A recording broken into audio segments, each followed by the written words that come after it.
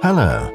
This clip shows how to connect the SolarEdge 3-phase inverter with Synergy technology to DC, communication and AC.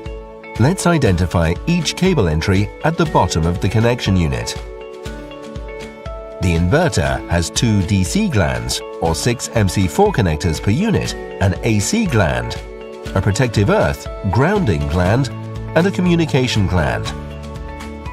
If using a connection unit with a DC switch, turn it off. Remove the cover.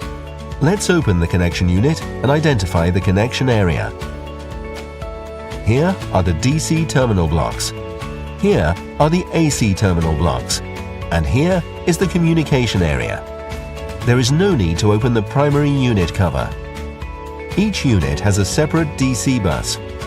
Make sure to follow the unit design rules in addition to the inverter design rules.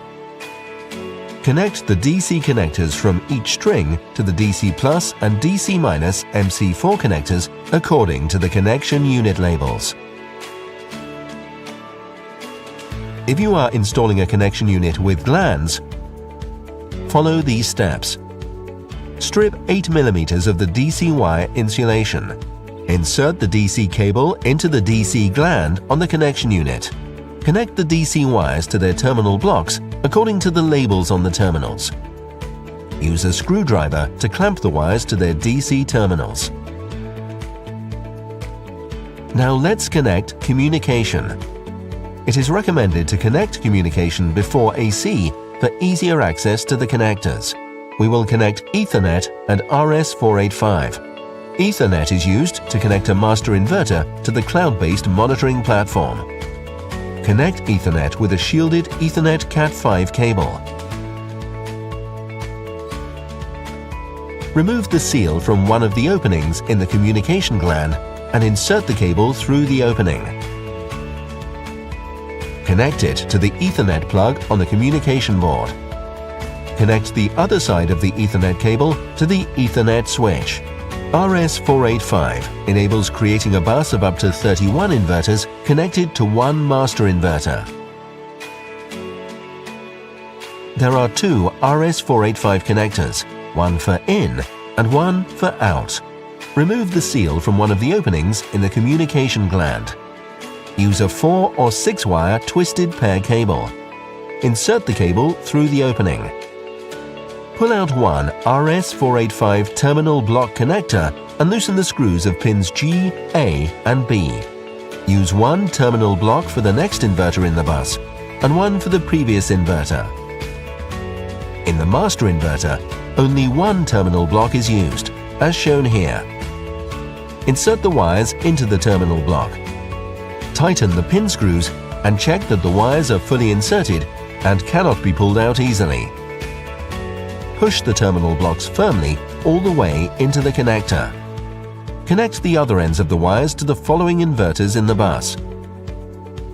Terminate the first and last inverters in the bus by switching a termination dip switch located on the communication board to on. Now let's connect the inverter to AC. There is an AC terminal block for line 1, line 2, line 3 and neutral, and a separate terminal block for protective earth or ground. For grounding the primary unit, you can thread a 5-wire AC cable that includes a protective earth wire through the AC gland. Or thread a 4-wire AC cable through the AC gland and thread a separate protective earth wire through the protective earth gland, as shown here. Connect the ground cable to the grounding terminal block. Open the gland and insert the AC cable.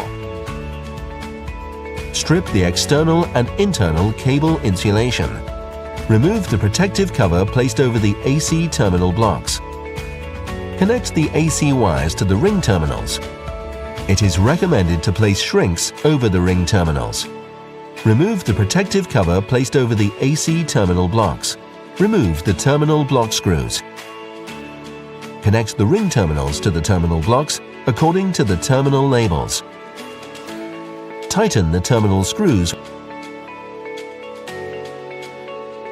Cover the AC terminal blocks with the protective cover. If secondary grounding is required, connect a grounding cable using ring terminals and serrated washers. You can connect the grounding cable to either the mounting hole or grounding screw of each unit. Close the connection unit cover.